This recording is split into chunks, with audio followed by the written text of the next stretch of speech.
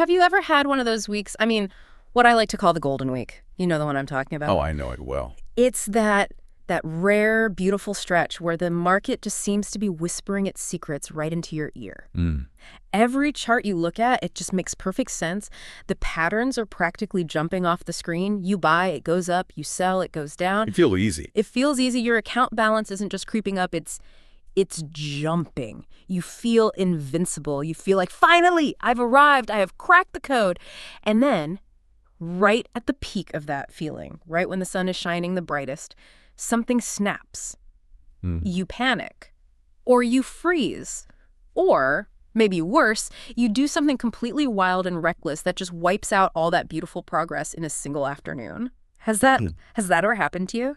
It's that silence before the crash, isn't it? It's that really strange, unsettling moment where everything is going right. I mean, absolutely perfectly. And your brain just decides, nope, this can't be real. It decides something must be wrong, precisely because things are going too well. It's a self-destruct button we don't even know we're holding.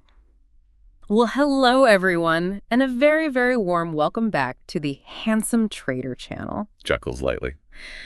I am so genuinely glad you're here with us today, whether you're tuning in from your home office in Chicago, a busy desk in London, or maybe just listening on your commute. We really appreciate you. Now, look, if you're here looking for someone to scream about, guaranteed 1,000% returns, or if you're looking for these complex, headache-inducing algorithms that frankly require a PhD to understand, you might be in the wrong place.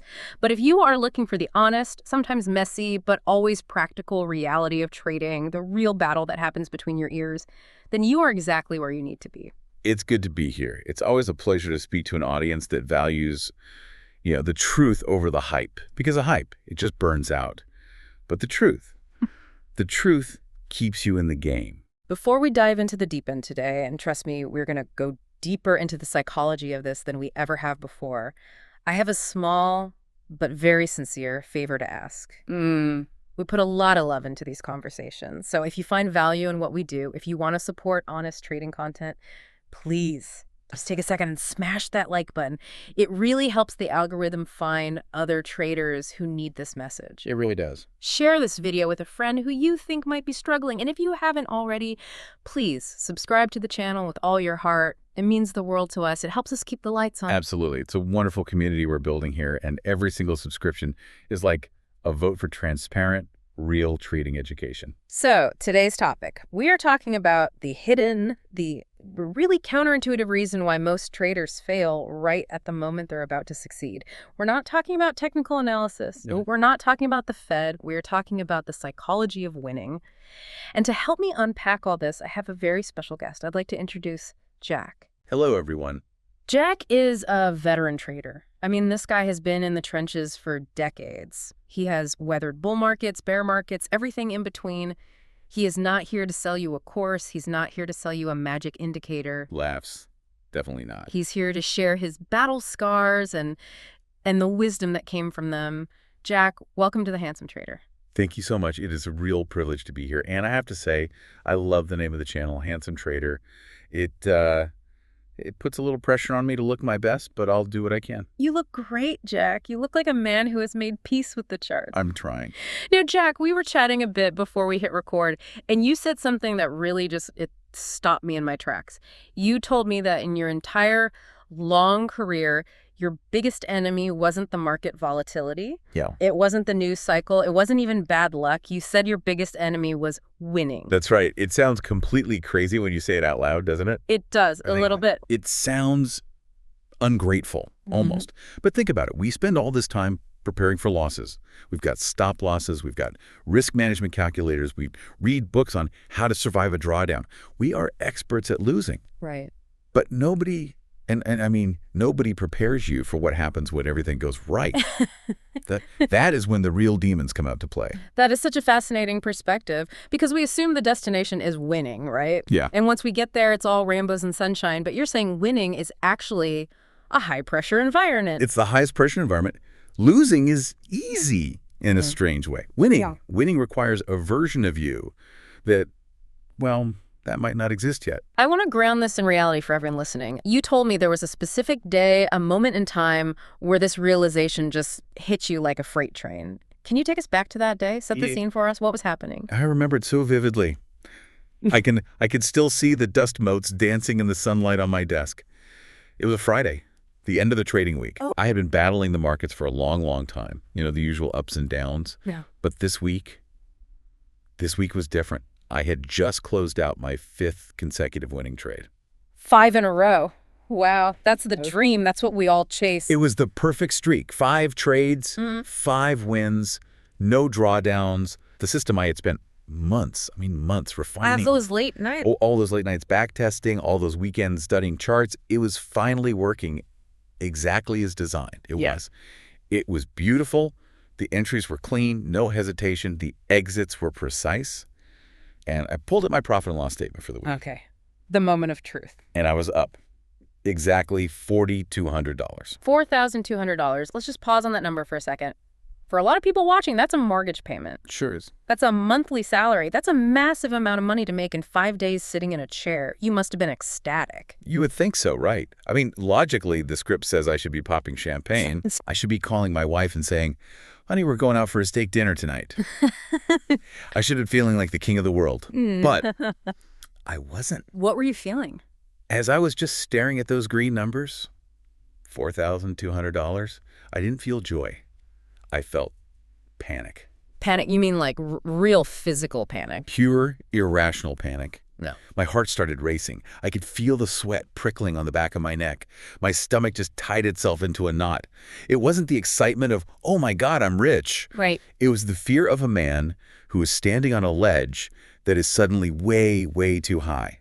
And right then, in the middle of this internal freakout, the market set up again.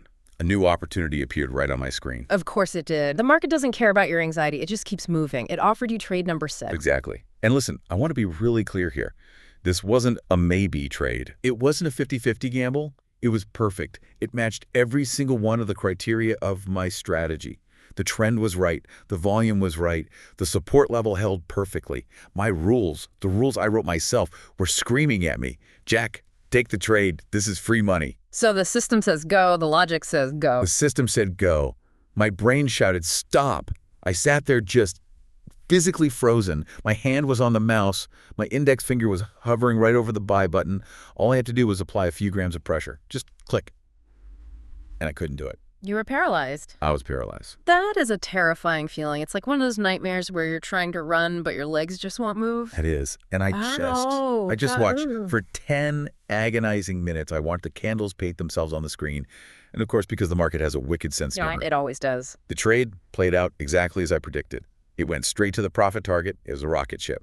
And that hesitation, that freeze, it cost me an additional $1,000 in profit. Wow. I just left it sitting on the table. So you're up 4,200, but you missed the extra 1,000 because you froze. So now you're dealing with this confusing emotion of winning plus the regret of missing out. What did you do next? Did you get angry and, try to chase it? No. And this is where the story gets really interesting. This is where the self-deception really kicks in. Okay. I shut down my trading platform immediately. Just turned off the monitor, black screen. And I didn't trade for 3 days. 3 days? You just walked away from a hot streak. I walked away. Took a 3-day weekend. And here's the kicker. I lied to myself about why I did it. What was the lie? I told myself, Jack, you are being so smart. You're being prudent. You've had a killer week. 4,200 is great. Don't be greedy. Protect the capital. Take a break. Jack, honestly, that sounds like very responsible advice. If I heard another trader say that, I'd say, good for you, man. That's discipline. Exactly. And that's why it's such a dangerous lie. It wears the mask of wisdom. It sounds like something a wise mentor would tell you. But deep down, in the dark corners of my mind where I couldn't hide from the truth, I knew it was a lie. I wasn't taking a break because I was disciplined. I wasn't taking a break because I was prudent. I was taking a break because I was terrified. Terrified of what specifically? You were winning. I was self-sabotaging. Yeah. I realized later that success, it felt more dangerous to me than failure. I was literally running away from the feeling of winning. Okay, we need to stop right there and really unpack that statement. Success feels more dangerous than failure. On the surface, that makes absolutely zero sense. Right. Everyone listening to this wants to succeed. We're all here trying to grow our accounts. We fear losing money. We hate seeing red on the screen. So how is it possible that winning, the very thing that gives us everything we want, is the thing we're actually afraid of? It's a complete paradox, isn't it? Yeah. It just defies logical thinking. Yeah. But you have to understand the emotional landscape of a trader. Think about it. When you lose, and I mean when you're struggling, grinding it out, maybe losing a little bit every week, you are in a very crowded room. You have a lot of company. You can go on Twitter or any forum and see thousands of other people complaining, oh, the market's rigged. Oh, the market makers are hunting my stops. The algorithm changed. Right. It's a community of shared suffering. You can be a victim, and being a victim is safe. It's not your fault. Precisely. There is a warm, fuzzy comfort in being a victim. It absolves you of responsibility. But when you're winning, when the account is up $4,200 and the system is working perfectly, all the excuses vanish. They evaporate. They evaporate. Yeah. You're standing there naked with the cold, hard truth.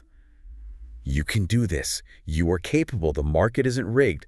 You just figured it out. And realizing you're capable, that's the scary part. It is terrifying because capability brings responsibility. We call it the burden of competence. The burden of competence. If you have proven you can win, if you've proven the system works, then if you fail in the future, it's a choice. It's entirely on you. You can no longer say, I don't know how. You can no longer blame the Fed. You have to carry the weight of your own potential. And for a lot of us, that weight is so much heavier than the weight of failure. Wow. That's a powerful phrase. It's like, once you know you can do it, you have no place to hide. You can't pretend to be the confused beginner anymore. Exactly. There's nowhere to hide. And let's look at the biology of it for a second. Our brains are survival machines. They're millions of years old. They're designed to make us rich day traders. They're designed to keep us from getting eaten by tigers. And to that primitive brain, safe just means familiar. It just means what we survived yesterday. So if I've been a struggling trader for 2 years, if I've been losing money and just scraping by, my brain looks at that struggle and says, okay, this is safe. We know how to survive this. Bingo. Failure is a known quantity. You know what it feels like to lose $500. You know the script. You know how to beat yourself up. You know how to feel sad. You know how to promise to do better next time. It's like a comfortable old coat. It might be full of holes. It might smell bad, but it fits you. You know how to wear it. Right. But success, I mean, consistent high-level success, that is uncharted territory. It's the unknown. And the brain hates the unknown. The brain hates it. The survival brain looks at this new you, this successful, disciplined, profitable trader, and it flags it as a threat and says, whoa, I don't know this guy. This feels dangerous. I don't know the rules here. Let's go back to the guy who struggles. I know how to keep that guy alive. Wow. So the brain actually tries to steer you back to the safe, familiar zone of struggling. It manipulates your emotions to force you back into that box. That is just mind-blowing. It's literally biological self-sabotage. You're fighting against your own survival instinct. You are. And until you realize that, until you really see that mechanism clearly, you will always think you have a strategy problem. You'll think, oh, I just need a better indicator. I need to learn order flow. But you don't have a strategy problem. You have an identity problem. I want to dig into how this actually, how it manifests in real life. Because you mentioned to me that you didn't just learn this lesson once. You repeated this cycle. How many times did you say? 5 times. Yeah. 5 separate times I built an account up thinking, this is it. I finally made it. And 5 times I blew it up right when I was at the peak. That is just painful. That's So tell us about the mechanics of that cycle. How does it happen? Is it like a big explosion, or is it more like a slow leak? It's a pattern. Yeah. And once I finally saw it, I couldn't unsee it. It always moves in 4 distinct phases. Okay. Phase 1 is the struggle. Okay. This is where most people start, right? You lose for months. Right. It hurts, sure, but like we said, it's safe. You identify as a learner. You tell your friends, oh, I'm just figuring it out. You're the student. Right. Low expectations. No one expects the student to be a millionaire. Exactly. Then comes phase 2, the breakthrough. Something clicks. Maybe you found a new strategy, or you just finally got disciplined. You have 3 or 4 weeks of steady, consistent profit. You're following the rules. The equity curve is going up. This is where I was with that $4,200 week. You feel like you finally arrived. The clouds are parting. Okay, so things are looking good. This is the goal. This is what we want. But then phase 3 hits, the sabotage. And listen, this part is really important. It doesn't start with a massive explosion. No. No, it's insidious. It starts small. You start taking trades that are slightly outside the system, just a little reach. Like, oh, this one looks pretty good. Even if it doesn't check all the boxes, I've got a gut feeling about this one. Right, or you tell yourself, hey, I'm playing with house money. I made $4,000 last week. I can risk 500 on a little gamble. You start checking your account balance constantly. The P&L obsession. You become obsessed with the dollar amount, not the process. You break that cardinal rule of trading. Yeah. Focus on the execution, not the score. And then you increase your leverage. You up the risk size. You tell yourself it's confidence, I'm scaling up. But really, you're just inviting failure. You are practically begging the market to humble you. And that, I'm guessing, leads to the inevitable crash, phase 4. Phase 4 is the relief. And I call it relief, not disaster, for a very, very specific reason. Okay. You blow up the profits. Usually in about 2 weeks, you can undo months of hard work. You lose it all. You're back to square one, and you tell your wife or your trading buddies, bad luck. The market turned on me. Volatility spiked. You act angry. But deep down, beneath the anger, you feel a profound sense of relief. Relief after losing everything, after destroying months of hard work. How can that possibly be a relief? Because the pressure's off. Yeah. You don't have to be perfect anymore. You don't have to maintain that high standard. You are back to being the struggling trader. The imposter syndrome is gone because you just proved you're an imposter. Wow. Reality now matches your internal story again. The conflict in your brain is resolved. You are back in the comfort zone of failure. That is dark, Jack, but it resonates so much. It's the story we tell ourselves. I am a person who struggles. And if that's your core identity, then success is actually a lie. Success is the anomaly that the brain tries to correct. That's identity theory in a nutshell. We all have a script running in our heads. I am disciplined versus I am messy. I am a winner versus I am a loser. If your deep subconscious identity is I am learning or I am struggling, then actual success contradicts that identity. It creates cognitive dissonance. And the brain will do anything to resolve that conflict. It's easier for the brain to force you to fail to make reality match the story than it is to rewrite the story. So the solution isn't just about better charts or a new strategy. We have to literally rewrite the story. We have to kill the old narrator. That is the only way. The old you must die. The old you must die. That sounds incredibly dramatic. It has to be dramatic. Because it's a war for your future. The excuse maker cannot coexist with the responsible trader. They are oil and water. They cannot live in the same house. The emotional gambler cannot live in the same body as the mechanical executor. One of them has to go. One of them have to be evicted. So how did you do it? I mean, you failed 5 times. You built it up and blew it up 5 separate times. What happened on the 6th attempt? How did you finally kill the old Jack? It was that 6th attempt at building the account. I hit that same mark about 3 weeks of solid profitability, the danger zone. Right. And just like clockwork, the voice returned. I was sitting there looking at a chart, and I heard it in my head, clear as day. Why not try a different setup? You've got a cushion now. You deserve a bigger position size. Go for the home run. You're a pro now. Pros take big risks. The siren song. It tries to use your own ego against you. You deserve this. Oh, it was so seductive. It sounded like confidence. It sounded like ambition. But this time, instead of listening, I recognized it. I realized, wait a minute. This is the voice that killed me the last 5 times. This isn't ambition. This is sabotage. So I did something different. I grabbed a pen and a piece of paper. You wrote it down. I wrote it down. I wrote, I am terrified. Wow. That's incredibly vulnerable. I wrote, I have been profitable for 3 weeks, and I am terrified of what this means. I admitted that I wasn't afraid of losing money. I was terrified of the responsibility of being consistent. I realized that if I continued, I couldn't use my favorite excuses anymore. I couldn't be the victim. I had to be the master of my own fate. You brought the monster out of the closet. You turned the lights on and looked it right in the eye. I put it under a spotlight. And the thing is, when you write it down, when you acknowledge it, the fear loses its power. It stops being this mysterious force controlling you from the shadows. It just becomes a thought. And a thought can be managed. A thought can be challenged. This is incredible stuff. It's really like psychological surgery. I want to get really practical here for our listeners, because I know there are people watching right now who are just nodding their heads, realizing, oh my God, this is me. I do this. I self-destruct every time I get ahead. You developed a framework, a specific set of steps to break this cycle. Can we walk through those? Absolutely. There are 5 steps. And if you follow these, really follow them, you can rewire your brain. You can change your default setting from failure to success. Let's do it. What's step 1? Step 1 is recognize the pattern. You have to become a detective of your own behavior. Self-sabotage is not random. It never is. It happens after progress. Right. So start a journal, not just for your trades. We all journal our trades, but journal your urges. Journal your emotional state. Notice when you get the urge to break a rule. Does it happen when you're down? Or does it happen when things are going surprisingly well? That's a key distinction. We usually only analyze our mistakes when we're losing. We ask, what did I do wrong? Only when we see red. You're saying analyze the urge to make a mistake when we're seeing green. Exactly. If you see that you always get reckless after 3 green days in a row, that's your pattern. That's your trigger. You can't fight an enemy you can't see. Once you see the timing, you can prepare for it. You can say, okay, I've had 3 good days.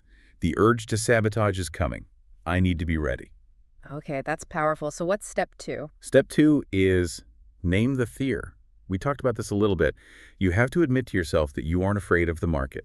You are not afraid of losing money. You've lost money before you survived. You are afraid of the maintenance of success. The maintenance, that's a great word for it. It's the daily grind of just staying on top. It's the pressure to keep the streak alive. It is. It's the fear that I have to be this good every single day forever. And that feels overwhelming. That feels like a trap. But when you name it, I'm afraid of the pressure to perform, it becomes manageable. Make the fear conscious. Say it out loud. I am scared of winning because it means I have to keep winning. Got it. Once you name it, you can tame it. What's step 3? Step 3 is accept the transformation. And this is the hard pill to swallow for a lot of people. You have to realize that you cannot take your old habits into your new life. You have to accept that being profitable means you can no longer use your favorite excuses. You can't say, I'm still learning forever. You can't say, I'm a newbie when you've been doing this for 3 years. You have to graduate. You have to finally put on the big boy pants. You have to graduate. And graduating means leaving school behind. You have to say goodbye to the comfort of being a beginner. It means accepting that you are now a professional, and professionals don't get to act like amateurs just because they feel like it. That leads perfectly into step 4 then. How do we lock this in? Step 4 is make the change explicit. You have to reprogram the brain. I literally wrote down new identity statements for myself. Things like, I am becoming a person who follows rules without question. Or, I am a professional risk manager. I am a trader who acts on logic, not emotion. And did you just write them once? Or did you? Every single morning. Before I look at a chart, before I even open my email, I read them out loud. And it feels silly at first, I'm not going to lie. Yes, yeah, I can imagine. You feel like you're just talking to yourself. Yeah. But you are literally building new neural pathways. You're telling your reticular activating system, that part of your brain that filters reality, hey, this is who we are now. This is the new operating system. It's like updating the software in your brain. And finally, step 5. I have a feeling this might be the most important one, based on what you said earlier. It is. Step 5 is embrace the discomfort. This is where most people quit. When you start changing, when you start following your rules perfectly, it is going to feel wrong. Wrong. How can doing the right thing feel wrong? It will feel fake. It will feel like you're wearing someone else's clothes. You will feel like an imposter.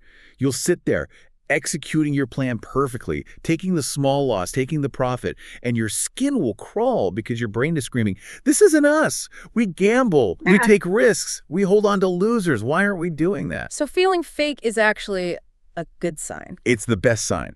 Discomfort is evidence of growth. If you are comfortable, you are repeating the past. If you are uncomfortable, you are evolving. You have to push through that fake feeling until it becomes your new normal. You have to fake it until you become it. I love that. Discomfort is evidence of growth. We should put that on a t-shirt for the channel. We should. It's such a powerful reframe. Instead of thinking, I feel weird, I should stop, you think, I feel weird, that means it's working. That's the trader's motto right there. If it hurts, you're probably growing. So, Jack, you went through this whole process. You killed the old self. You embraced the discomfort. You reprogrammed your brain. I have to ask, what was it like when you finally broke through? When you crossed that threshold into consistent profitability? Was it fireworks? Did a marching band come into your office? Did you feel like the Wolf of Wall Street? Laughs. That's what we all expect, right? We expect that movie moment, slow clap, the exhilaration. But the real answer, it was boring. Boring, really. Making money consistently was boring. Incredibly painfully boring. It was quiet. There were no dopamine hits. There was no adrenaline rush. Trading it just became a chore. Sure. Yeah. I saw the setup. I executed the trade. I managed the risk. I closed the trade. Repeat. It was like doing laundry. Or washing dishes. Doing laundry. That is not how they sell it on Instagram. No one posts the photo of themselves doing laundry with the caption, "Living the dream." No, it is not. But Yeah. that's the reality of professional trading. It's factory work. You're a button clicker. You are a risk manager. And I realized that part of the reason I used to sabotage myself was because I missed the excitement. I missed the drama. I missed the struggle. The struggle gave you a rush. The chaos made you feel alive. It did. The emotional roller coaster is incredibly addictive. The highs of a big gamble, the lows of a big loss. It's a very intense way to live.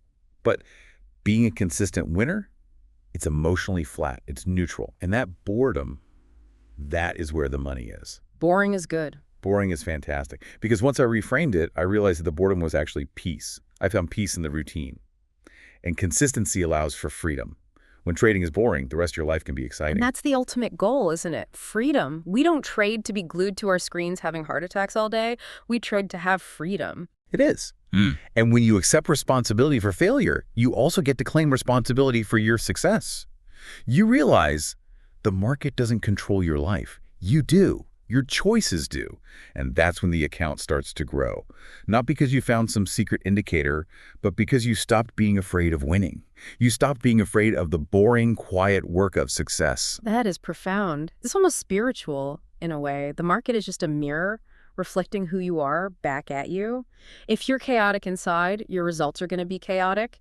If you're peaceful and disciplined inside, your results will be consistent. 100%. The chart is just a reflection of your mind. Jack, before we let you go, I want to give the listeners a way to kind of self-diagnose, because some people might be thinking, well, maybe I just have bad luck. Maybe this doesn't apply to me. How can they know for sure if they are suffering from this fear of success? Okay, here's a quick checklist. Ask yourself these 3 questions and be really honest. 1. Do you take rogue trades, trades that break your rules, specifically after a winning streak? Not after a loss, but after a big win. Okay, that's number 1, the victory lap trade. 2. Do you up your risk or your leverage immediately after a good week? Do you get cocky? Do you think, I'm unstoppable now, let's double the size? Number 2, the I'm a god complex. And 3, do you suddenly doubt your proven strategy just because you're bored? The system is working, it's making you money, but you start tweaking it because you need action. You start changing settings, adding indicators, just messing with what works. The tinkering disease. If it ain't broke, fix it until it is. Exactly. If you answered yes to any of those, you are not battling a discipline problem. You are battling the fear of success. You are trying to sabotage the new you to protect the old you. You are trying to get back to the struggle because the struggle feels safe. That is a wake-up call for a lot of people, I'm sure. It just flips the whole script on what we think our trading problems actually are. Jack, any final words of advice for the handsome trader community? Don't run from the boring parts. Let the old version of you go. It served its purpose, it got you here, it taught you lessons. But it can't take you any further. Success is uncomfortable because it demands growth. So choose the discomfort of growth over the comfort of failure every single time, even when it hurts. Especially when it hurts. Choose the discomfort of growth over the comfort of failure. Jack, thank you. That was incredible. Thank you for being so open and sharing that story. It takes a lot of guts to admit you were afraid of winning. Thanks for having me. It's been great to share it. And for all of you watching and listening, I really hope you took notes. This isn't just about trading. This is about life. This is about any high-performance field where you have to battle yourself. But before we go, I need to give you a necessary reminder, as always. The content in this video is for sharing knowledge and personal experience only. It is not investment advice. That's right. Financial investment always carries risks. You need to do your own thorough research and take full responsibility for your own decisions. Don't trade money you can't afford to lose. Right. And please, don't take our word as gospel test. Test everything for yourself. Exactly. Take responsibility. That is the theme of the day. Thank you so much for watching the Handsome Trader channel. If this resonated with you, let us know down in the comments. Are you afraid of winning? Have you felt that panic? Let's talk about it. Until next time, stay disciplined, stay handsome, and happy trading. Goodbye, everyone.